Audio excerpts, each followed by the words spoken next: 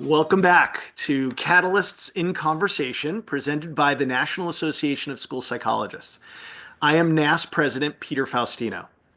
In the first few episodes of this podcast, we've been able to explore issues that directly impact the work of school psychologists, from policy battles surrounding social emotional learning to understanding suicide risk for students with neurodevelopmental disorders and how school psychologists can support them.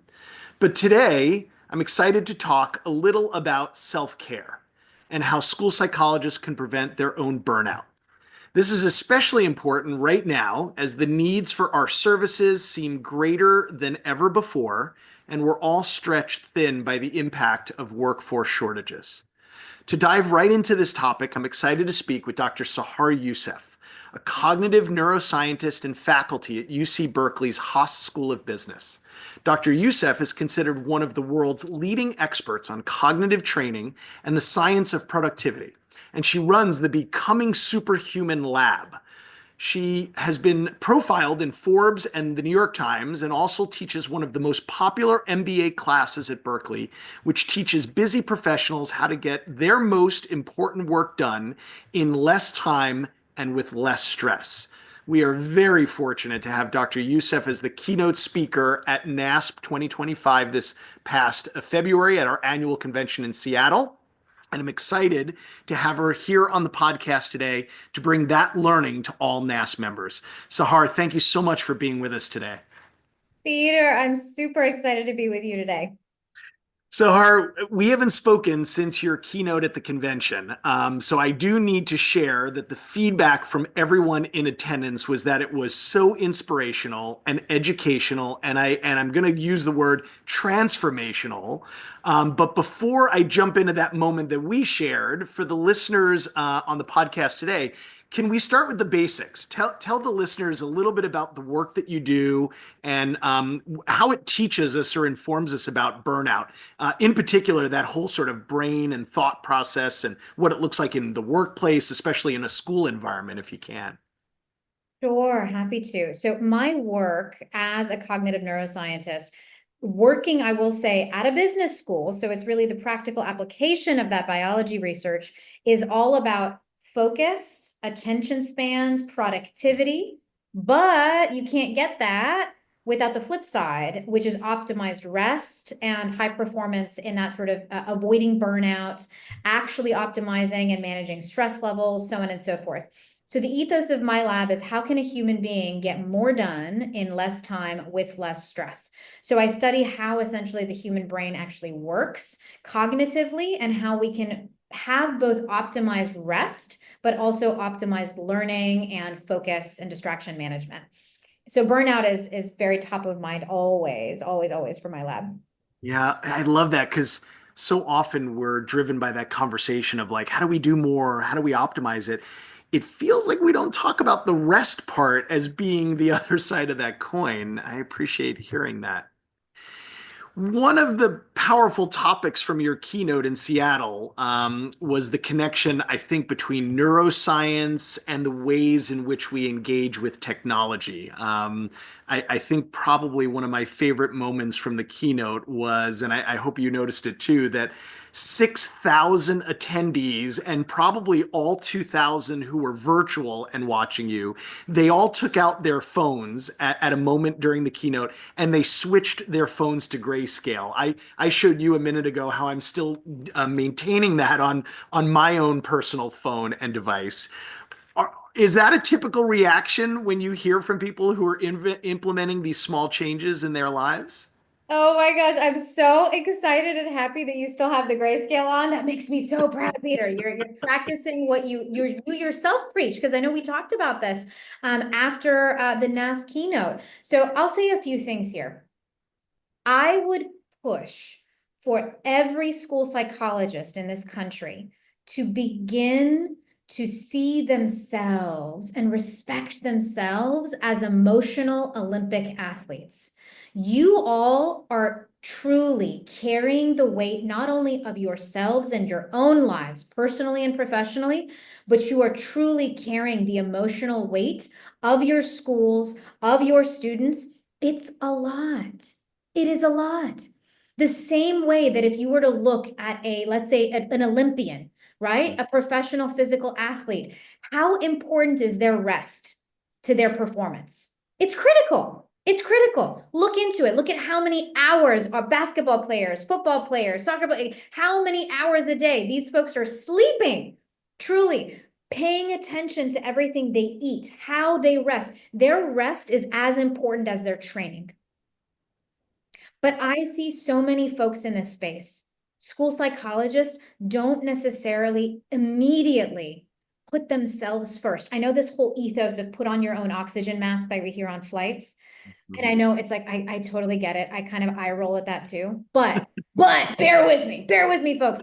If you don't put your oxygen mask on, you're like, for school psychologists in particular, you all are a subset of the amazing human population where it is so critical for you all to take this seriously, because if you're not putting your oxygen masks on, you are truly raising the next generation of every single adult that will be running this country. I am begging. I know you all can't see me. My hands are together. I am begging you all to put your own oxygen mask on first, because if you don't, what ends up happening is burnout starts to set in. And you notice that day after day, you feel exhausted. You feel emotionally strained, that your bandwidth is lower than it was a few years ago. And that because your bandwidth is low, you can't bring yourself 100% to the students and to the job itself. Meeting the demands become a little harder. But here's the thing. I have the distinct honor and luxury of calling some of my closest friends school psychologists that of course, I won't name by name. I'll keep them anonymous. They would totally hate me if I outed them nationally. But first of all, amazing humans. I have no idea how you all do what you do. Okay. But second of all, I know you all, and I know you're going to end up putting the kids first. You're going to end up putting everybody else before yourself. And then what will be taken away from you is feeding yourself emotionally and meeting your own needs emotionally and taking care of yourselves at the end of the night over the weekends. And that's what I really want. That's the oxygen mask I'm talking about, because you're going to run yourself empty. And Peter, the thing you talked about that I talked about, and I think it was a swerve. I think it was unexpected. I think I got on stage and Peter, you like teed it up. You're like, we got to talk about burnout. And I was like, and we got on and I was like, we're talking about burnout. And we're talking about, by the way, when burnout happens neurologically, your amygdala, which is your fear and anxiety center in the human brain, gets bigger physically. It grows in size. And the medial prefrontal cortex, the MPFC, which is the area right behind the forehead, which is responsible for your executive function and actually regulating and managing our emotions and our energy and our executive function, that area, guess what? Atrophies. It gets smaller and weaker. This is the unfortunate double-sided, coin of burnout. That's what's happening. But I think the swerve really was, wait, okay, what do we do about it? And I'm like, we got to talk about your phone use. And I saw the faces. Everyone's like, wait, what? And I'm like, we got to talk about doom scrolling. And Peter, I remember your teenagers were in the audience too. I saw their faces like, wait, what? Like, it was a curveball. Nobody saw that one coming. People were hiding their phones or looking up from their phones. But your advice was so practical. I mean, and first of all, I appreciate everything you just said in naming the work that school psychologists are doing. I think when we get feedback about this podcast and people from outside the profession name it the way you just did, it's this incredible feeling that they get, like someone sees me and they understand how hard this is, because I think you nailed it around the idea that the way we get led down this road is we just constantly put the kids first, and we need just little moments to pause for ourselves, I think, to recall that we have to protect ourselves. And you gave such great advice. thank you. And I really just doubling down on the thing at present moment, what the research is showing us is our relationship with our devices, our relationship with our screens, our relationship with our notifications is the thing that is draining our ability to actually rest, rejuvenate, relax in the evenings and over the weekends. So what it feels like, and and by the way, this is what it feels like even for me. I'm a part of this too. It's it feels like we don't have the time. Right. That's what it feels like. That's what the experience is. And I talk to my own friends, again, friends of mine who are school psychologists, and like, with what time? Yeah. I know all the things. I gotta sleep, I gotta maybe exercise, I gotta do all these things, I gotta relax, I gotta read my book, all the things that we know are like, oh, you can go quote unquote good for me. But with what time? I don't have the time for it. The thing is, this is the sneaky drain. Our phones are stealing hours away that could be there available to us to do with what, and by the way, that is your time. You do with that time whatever you want. That is your time. If you want to dance around your house, if you want to, like, honestly though, if you actually do want to like watch a movie, then do it, but you do it with presence. And Yeah. you know the difference between like on a Saturday, sinking into the couch and really watching a movie, like you romanticize it. You make popcorn, you get snacks, you sit on the couch. You're there, like the like olden times when you go to the movie theater. You know what I Yeah. mean? Yeah. Like the real, like I'm treating myself to movie night, and you actually get to sink into it and make it a thing. That Yeah. is so much more rejuvenating than the thing that I find is happening in almost every American household is we're like still sitting on the couch, maybe watching something almost every day, but the phones are in our hands. So Right. we're bouncing back and forth. I notice when a text comes in, I notice that this half paying attention, and by the way, the research, Peter, on this is called continuous partial attention, CPA. Mm. This is what's killing us. It's what's killing not only the kids, but us as adults. It's killing the parents. It's this half on, 1 foot always. Like I'm checking immediately when I wake up, I check last thing before bed, and then I put my phone on the nightstand and I pass out. It's this never offness. I'm never present 100% in a place. I'm always connected. That's Right. what I'm pushing back against. Yeah. Oh, there's so much to talk about. As you were sharing, I remembered one of I'll call it like the mind body hack that you shared with the attendees around closing your eyes for 10 seconds can signal the brain that you're in a safe space and that you can relax. And I think you put it in a framework of like micro breaks throughout the day, but even larger, I just heard you talking about if you want to watch a movie, just be off your device and be sort of present in the moment. Those are all part of the digital hygiene. I have to share with listeners the moment you were very kind after the keynote to spend a little additional time having lunch together. And, I was sharing, we were talking about how powerful your message was. And I sort of challenged you. I was like, all right, but come on, show me your phone. What does it look like? And it was amazing. Just getting into Instagram, you demonstrated for me, had more firewalls than the Pentagon has right now. I mean, you are living your research, no doubt. Are there other digital hygiene tricks or habits that you can share? Are there some we should prioritize more than others? Oh, that made me laugh. More firewalls than the Pentagon. Honestly, with some of the leaks we've had in the Pentagon, that might not be saying much. But but beside that point, because right now privacy is like such a thing. But you're right. I do, and it's I'm a real I too appreciate a meatball recipe on Instagram. I too love a cute puppy video. I mean, I'm a real like I do this research, but I will absolutely, without those firewalls in place, will find myself spending an hour and a half just doom scrolling on Instagram. And it's not that doomy, it's kind of fun. And I find myself, I need the blocks in place. And I think this is, if I may, Peter, this is the part where I can tell you as a neuroscientist is I want the narrative to not be about the guilt trip. Mhm. Right. Please let's not make good digital hygiene and good digital habits like going on a run at 5 o'clock in the morning. Like it's not the same thing. Feel like another I burden. mean, yeah, Yeah. exactly. Like Yeah. full disclosure, I'm not the go on a run at 5 o'clock in the morning kind of human. Like I'm a probably never go on a run. The running just in general is like not I don't, I'm saying like, can we not put it on a pedestal? Like it's not the pinnacle. Like it's necessary.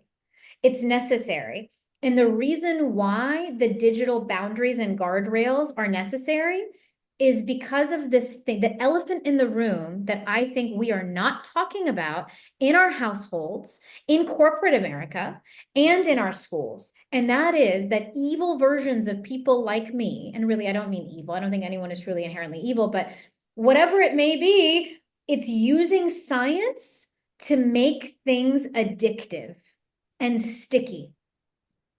And I have to tell you, the way our devices work, and by this, I don't just mean a phone. I'm not talking about TikTok, folks. I'm not talking about Snapchat. I'm talking about your email. I am literally talking about Gmail, Microsoft Outlook, Teams. I am talking about the news. I am talking about your iPad. I'm talking about a wearable watch. I'm talking about anything that can ring, ding, bump, or boop you is designed by people like myself to be as addictive as humanly possible. Yeah. The reason why is because of the business model. We need to increase time on screen and time on platform. And the thing is, we've put these devices that are inherently addictive. And when, by the way, when I say addictive, can I just say, I'm not using the word addiction in an ethical or moral judgmental way. Mhm. Addictive just means habit forming. Yeah. You can also find gratitude addictive. Right. You know, I find, you know what I really, really love? A nice long hot shower. I find I'm totally addicted. It's my thing, right? Like, does that mean showers are? No, of course not. There's no judgment here, folks. But what I think we're not talking about is the fact that they are addictive, which means it begs the question, what does it look like for me to have a balanced relationship with it where I'm still getting a good deal out of this relationship? I'm still getting what I want to get out of it, which, by the way, for kids means I'm still getting the requisite social connection. I'm still using it to maybe coordinate after school activities and so on and so forth, and in real life events and social connection. And I'm learning things and you know, all the things we want to do, but it's not out of hand. Right. It's not Right. out of hand. And for all of us, the school psychologists listening in, are you getting a good deal? I'm not saying don't have Instagram. Peter saw, I have Instagram. I'm not like a Luddite that's like, get rid of all the tech. No, I've got it all. I've got it all. But you have to understand this stuff is like candy. And the Yeah. same way that sugar is also, by the way, delicious. If I may say so myself. It's delicious and totally addictive. But it does beg the question, if I want to at least attempt to be vaguely healthy, I got to think about, okay, wait, I gotta wait for dessert after my meal.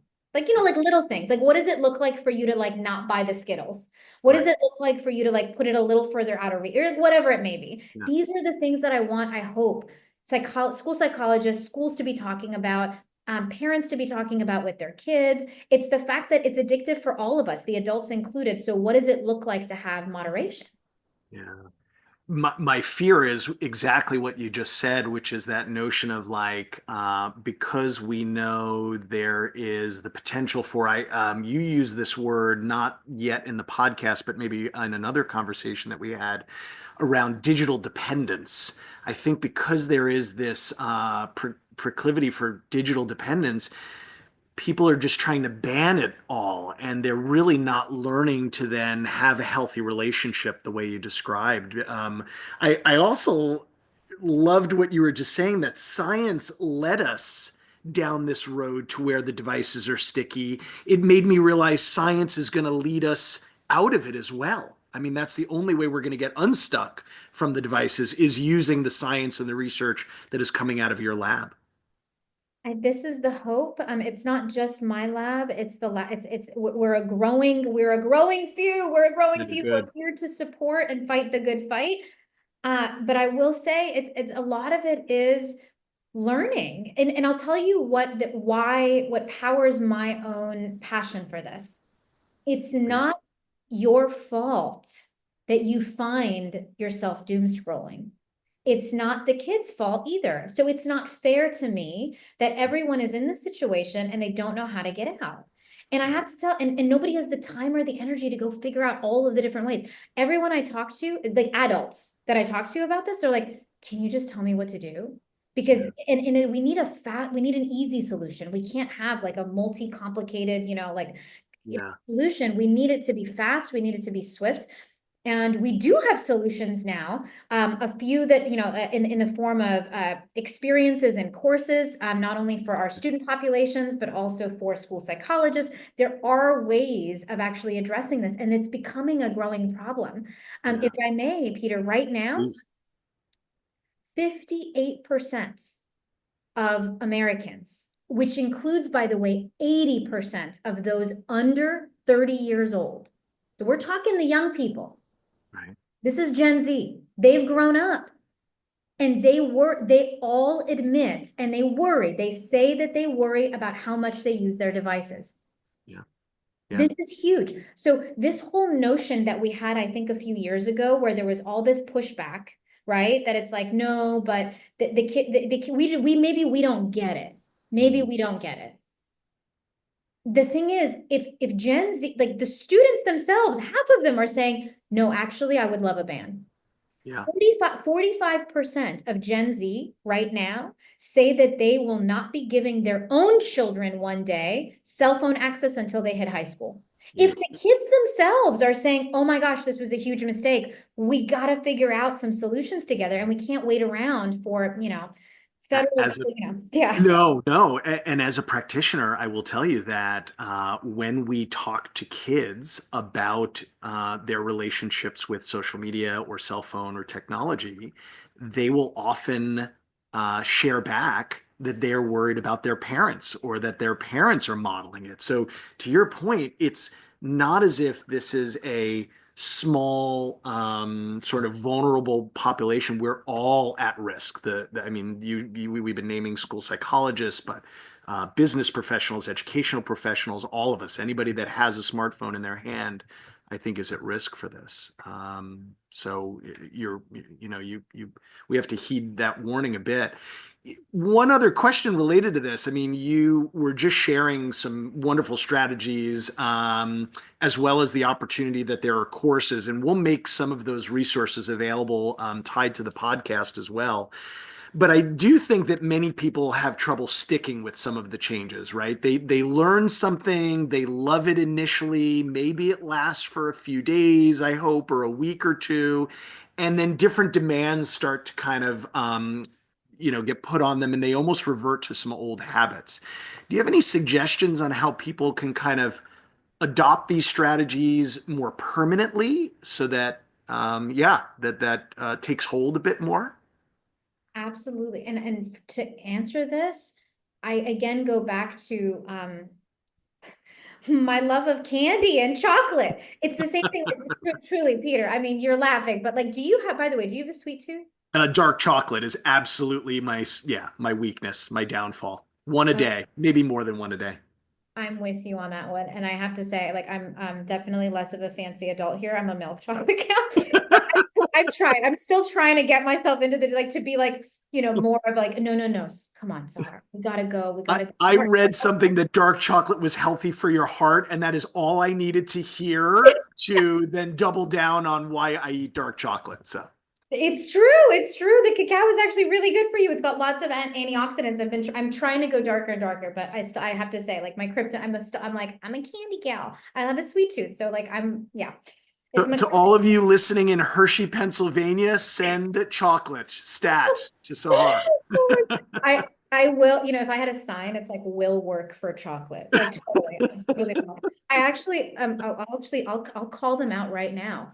A few years ago, Ferrero Rocher actually reached out to me to do intro, and I was like, literally, like, you don't even need to pay me. Like, I'll just send me some chocolate. And then they fell off the map. Ferrero, if you're listening, contact Peter and me. We'll work.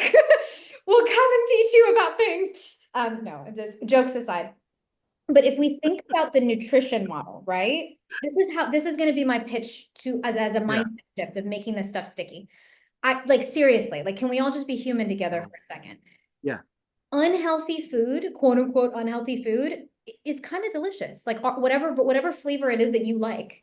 Is that going to go away? Or at some point, are you going to reach some peak magic adulthood where you become the most amazing stoic version of yourself and you just are like, no, seriously, actually, I do just want a glass of water and this steamed broccoli. And I actually don't even like, if that's you listening, by the way, and you're going on the 5 a.m. run, phenomenal. I'm not talking to you. Amazing. 1%. I'm talking to the Tune rest out of now. It's the rest of you we want to talk to. seriously. Yes, yes. Which is like, these things are delicious for a reason because of our palate. The reason why they're delicious to the human palate is because they impart energy. Back in the day, we didn't have pure energy in the form of glucose and a bunch of and fat and salt and all of these carbohydrates readily available. Peter, you and I would have to work real hard to gather and hunt enough food and gather it all up. and actually make all of this stuff that we now have available at the drop of a hat, which means our bodies, our ancient brains and bodies, our ancient biology is wired to want to go after easy, fast, cheap ways of getting energy, which means when you are born, you are going to be wired to want things like candy and yummy things and carbohydrates because it means survival, which means this, like, so that we have to do away with this whole judgment thing. We Right. got to do away with the shame, the blame, the guilt tripping, the yada yada, because you're wired that way. But I And have that shame often only shuts down the conversations, I've noticed, to your point. And that is like we need these conversations more and more. But I interrupted. I apologize. Yeah. no, no, no. That is exactly exactly a phenomenal point. Is the shame is not doing anybody any favors here. So I'm talking about nutrition here, but I promise I'm going to swing this back around to digital dependence. On the topic of nutrition, and like all of our attempts to generally speaking, try to be healthier and yada yada yada. There's a lot of guilt and shame that's, first of all, unnecessary. We can just do away with that and put that off to the side. Practically speaking, if you want to make quote unquote healthy eating sustainable as a habit and not keep yo-yoing and swinging back and forth, you know how what they say in that space? They say you got to make it a lifestyle. You have to just accept and embrace the things that are your kryptonite. Try not to fully deprive yourself. You just got to figure out what moderation and balance looks like for you in your family, in your household, with your cultural context, right? Whatever that looks like for you, but it needs to be something you talk about and you think about. Because if you don't talk about it and you don't think about it and you're just flying by the seat of your pants, like if I had it like my way and I wasn't thinking about it at all, you know where I'm going, Hershey, Pennsylvania. So got a one-way ticket and I'm not leaving. I'm like, I'm gonna be like I'm gonna be like that little kid in Willy Wonka. Like, for sure, why not? Totally. So like it's because it's delicious and why not? So on the topic of digital dependence, we have to reframe this stuff and have it be, it is naturally addictive. Why? Because we are all biologically wired as pack animals.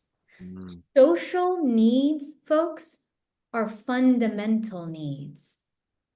Our need for social connection and feeling connected to the greater collective is a fundamental need for survival, period, point blank. Food, water, general shelter, social connection. These are non-negotiables, and sleep, I will say. You can't function without sleep. You can't survive without sleep. But you cannot remove social connection from a human being. Really bad stuff happens. If you are an adult and you got to have lots of social connection throughout your developmental years, let's say, and you reach adulthood and I remove social connection from you, guess what happens? The brain starts to atrophy rapidly. It's premature aging starts to happen. Human beings are wired for social connection. So social media, email, WhatsApp, text messaging, Signal, whatever you call, whatever it is that's connecting you to the outside, reading the news, it's naturally addictive. And it's not a bad thing. Again, judgment, we're not doing the judgment thing. It's naturally addictive. Isn't that beautiful that we all want to be connected to each other? It's a beautiful thing. So because it is naturally addictive, we didn't used to live like this. Peter, you and I are old enough to remember when phones used to be corded things at home, plugged into the wall.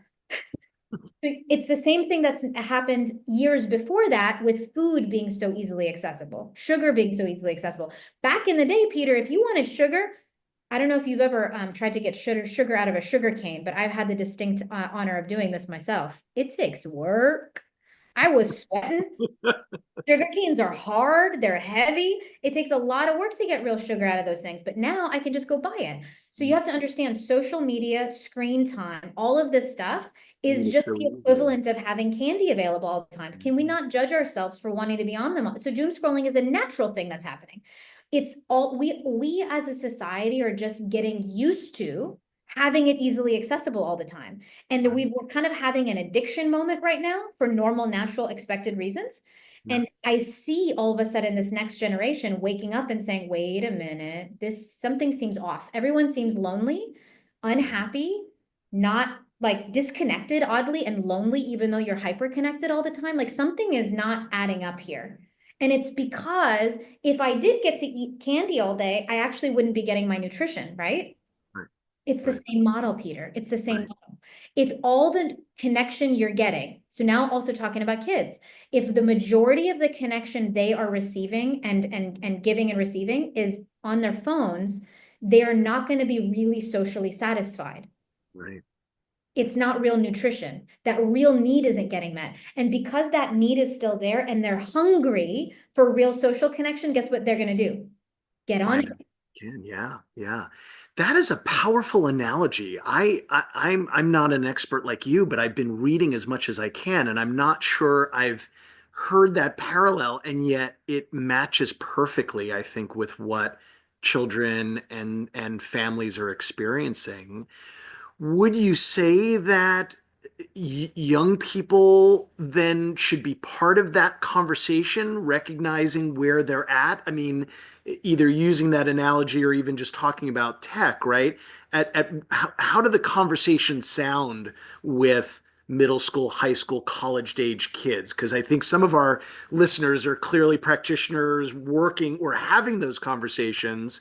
To what degree do we need children to sort of recognize that, and or can they sort of like reflect on what's happening and give advice for the habits and the changes to occur? Absolutely, young people need to be a part of the conversation, and it cannot be this patronizing form, especially for the older kids, Right. right? I will say this, I'll just give my opinion here. Please. I do think that phones ought to be, generally speaking, not available to middle schoolers and under. But I think once kids get to high school, we're talking about young adults here. And I, as a college professor, I'm a university professor,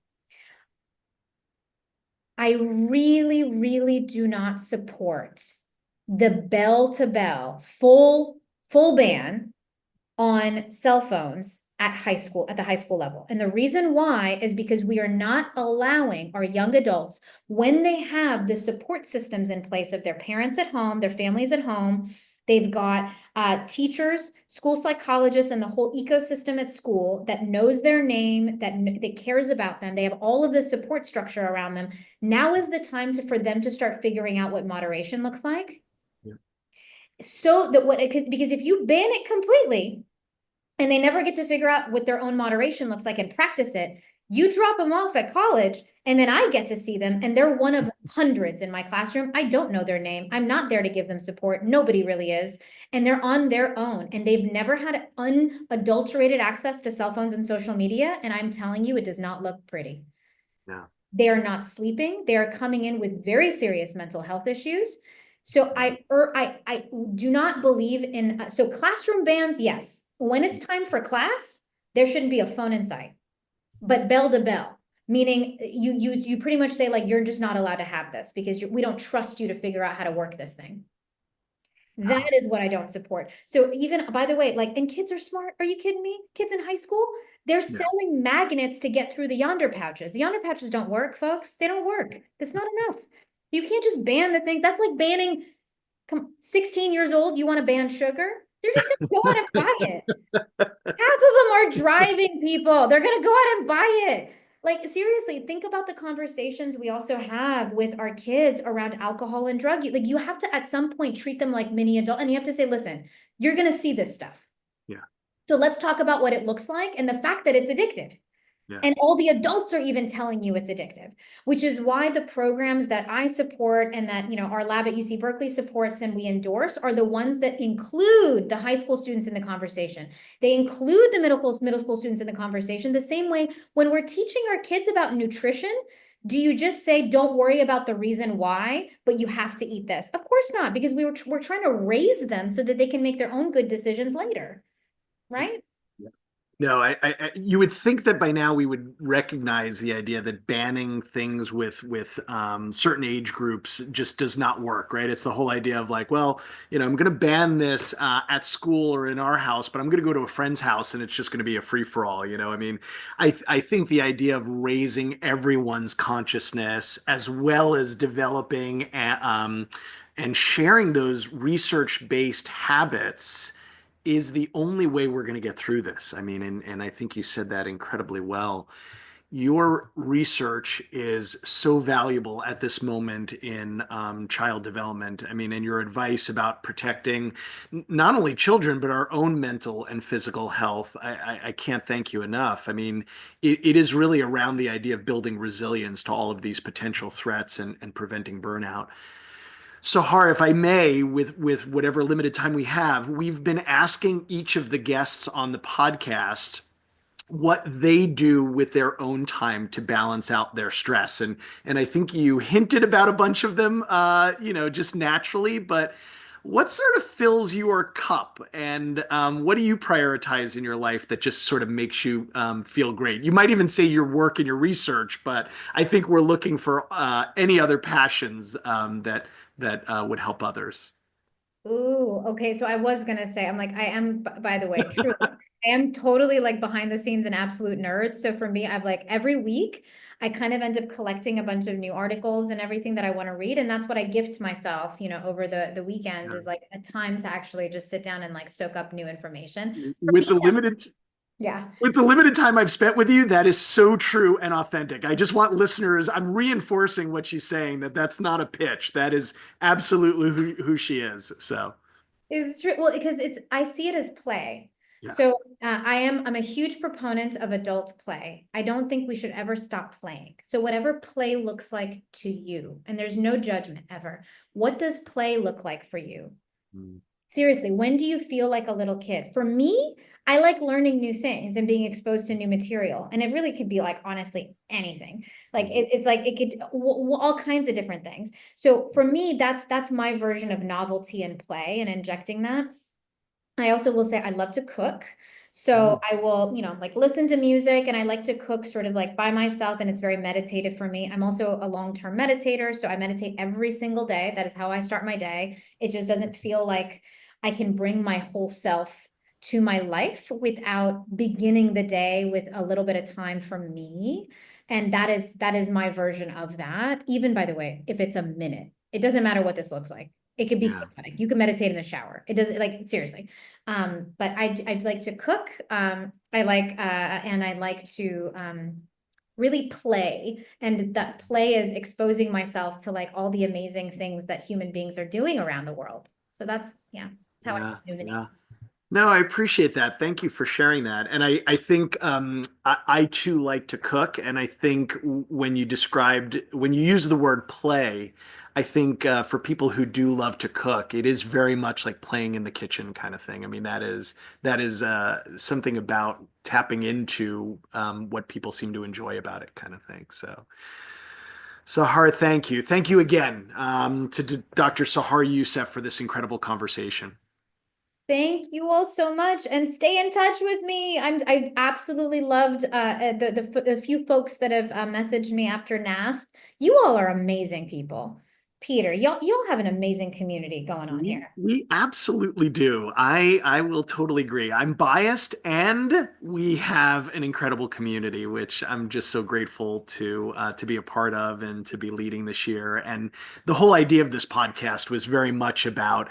I have the privilege of having some wonderful conversations with brilliant minds doing brilliant work. I wanted to share that with everybody who's listening, and so you gave them another gift today. So thank you, Sahar. Welcome. Thank you for having me. It's an honor.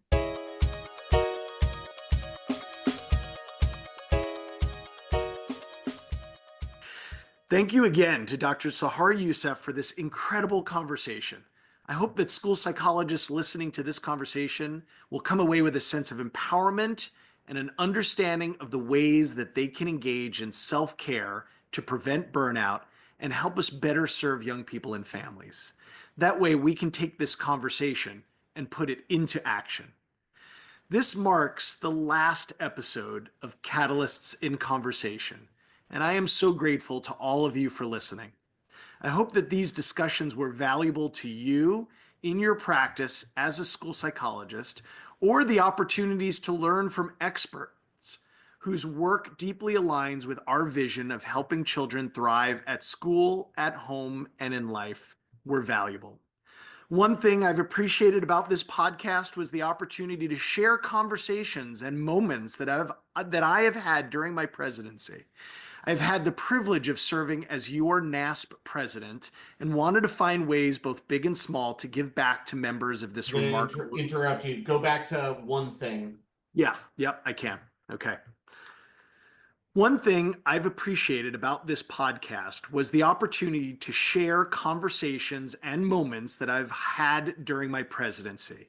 I have had the privilege of serving as your NASP president and wanted to find ways, both big and small, to give back to members of this remarkable association.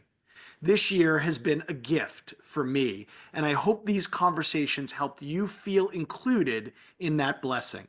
And I hope that this is something that resonated with you, our listeners. This has been Catalysts in Conversation. I hope you've enjoyed hearing these insightful dialogues with my guests as much as I've enjoyed speaking with them about these critical issues. I'm Peter Faustino. Thanks for listening.